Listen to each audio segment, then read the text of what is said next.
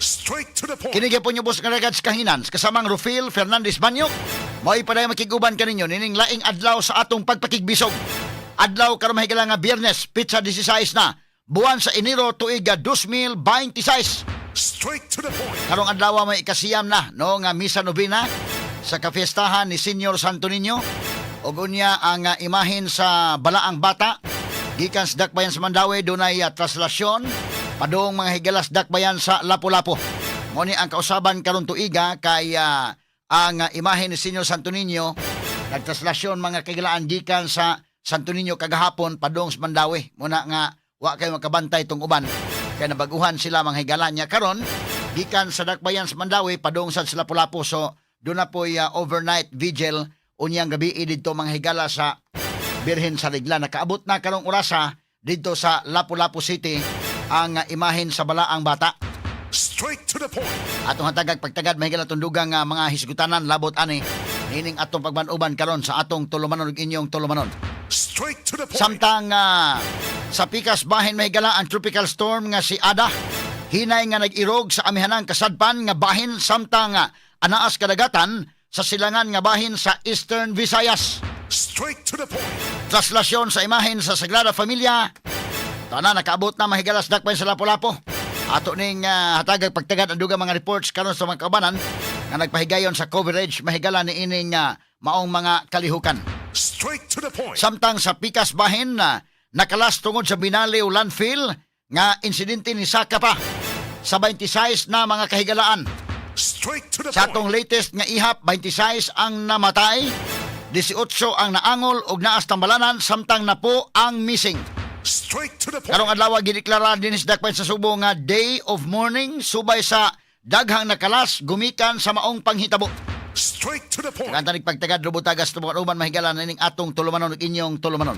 Straight to the point. Arsobispo Alberto Oy ni pahigayon og misa kagahapon sa buntag dito sa Binaliw landfill. Alang mahigala sa mga kalag sa namatay ug dugang kalig-on sa ilang mga pamilya taliwa sa kagulanan nga ilang nasinati. Straight to the point. Adto gyud mahigalas Bishop Abit Oy dito mahigala sa tent sa mga tagtungod og dito nagpahigayon og santos nga misa alang mahigala sa mga nakalas gumikan sa pagkahugno sa Binaliw landfill og ingon man mahigala alang usab sa mga pamilya nga makadawat sila og malig-on ang ila intaw nga kaugalingon niini mga panahon na karon niining panahon sa pagsulay nga niabot sa ilang kinabuhi. Straight to the point. Samtang sa laing bahin usa ka pari nakawatan og 200,000 pesos nga kwarta sa iyang lawak dito sa lungsod sa Mindanilla. Ang suspek nga usa ka babae na dakpan na sabdayon sa kapulisan. Straight to the point. Kanta ning pagtagad sab karong nga buntagas tubaduman mahigala ning atong tulumanon ug inyong tulumanon. Straight to the Sa point. kauluhan duha ka mga kanhi opisyal sa Department of Public Works and Highways nga sila si kanhi Undersecretary Roberto Bernardo og iuman si District Engineer Henry Alcantara mga kahigalaan gidawat na nga mga state witnesses sa investigasyon sa anomaluso nga flood control project. Straight to the point. Si Alcantara mahigala ni uli naman to sa iya mga kahigalaan mga minilyon. Wa pa hinuon tanan mga sukit tig paminaw. So man nga karon na matod pa gidawat na sila nga mga state witnesses alang sa flood control projects. Straight to the point. Samtang ang DILG sa laing bahin mga kahigalaan o sa pikas bahin Secretary Manuel Bunuan di pa makabalik gumikan kay tuan naman apil sang imbestigaron ang secretary kanhi sa Department of Public Works and Highways kay binilyon sa ni mga higalang allocables ni Bunuan. Straight to the point. Binilyon kini unya sa diha mga higala nga sige pang investigasyon nakalarga sa gawa sa nasod si Bunuan. Tuan na sa Amerika mga higala. Unya igo-igo nga tuan na sa gawa sa nasod mapay pag-ingon nga angay kuno mahigala nga dili palargahon.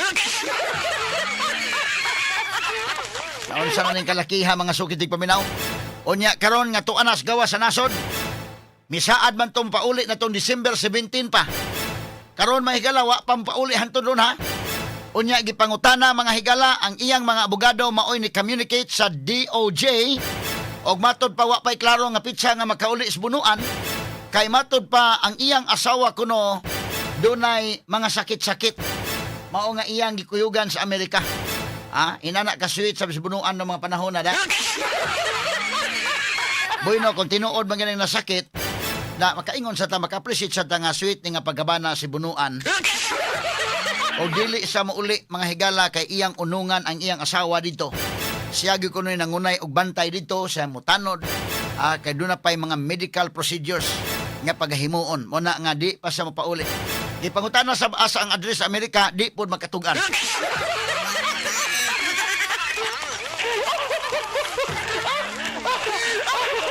Isa man ang kalakiha mga kahigalaan. Aron nga maklaro mo taday ba, unsa man in good faith ba nga di magkauli. Kay miingon man ang iyang abogado nga di pa magkapauli gyud kay unsaon ta man napay medical procedure ang iyang asawa. Misaad man ni nga December 17 nga mobalik na sa Pilipinas pero wa matuman ang maong saad gumikan mga kahigalaan kay siya mo'y nangunay gyud og bantay ngadto sa ospital. Doon na pay medical procedure nga pagahimuon.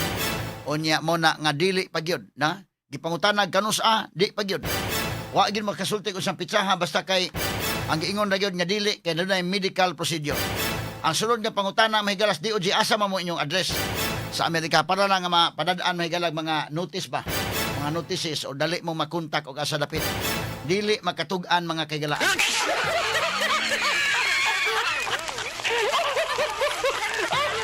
Ato lang ning agi kataw-katawa mga sukit tig paminaw kay ngano ba ning kalakiha mga higala ha.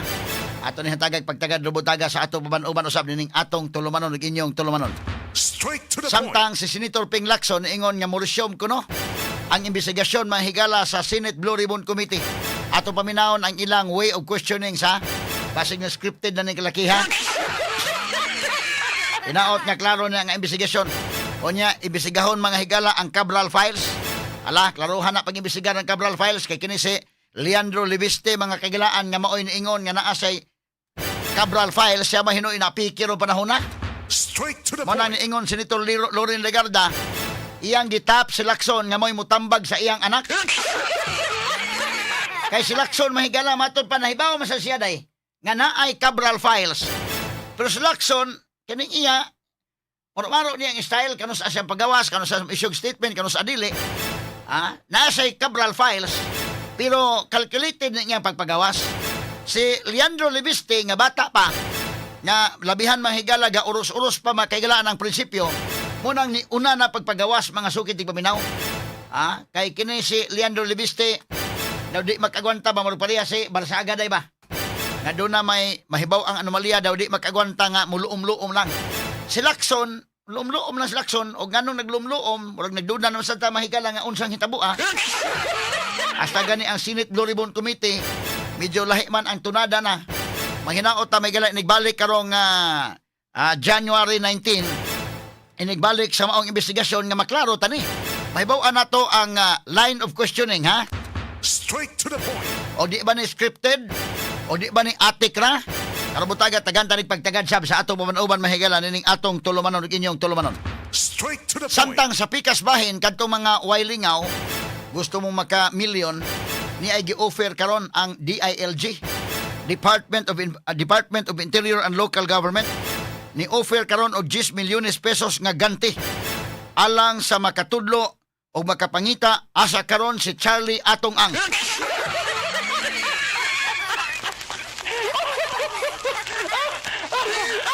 Kay si Charlie Atong Ang doon na karon mahigalay pagpangita sa kapulisan kaysa may gipasanginlan sa missing nga mga sabongiro. Straight to the point. Nganong na missing tong mao mga sabongiro? Mao na gipangita karon mga higala unya si Atong Ang mga kahigalaan maumay kini ni ang gitumbok ani karon nagtago-tago kini kinsay makakita makatumbok hain si Atong Ang dunay 10 million pesos nga ganti. Straight to the Lakad point. tong mga wailingaw mukalit na tagka-milyonaryo ani itug ani nyog asa si Atong Ang. Kini ugaban pang mga eskwitanan niyo mabati exclusive over DYHP RMN Cebu 612 sa dial sa inyong mga radyo sa 93.9 IFM.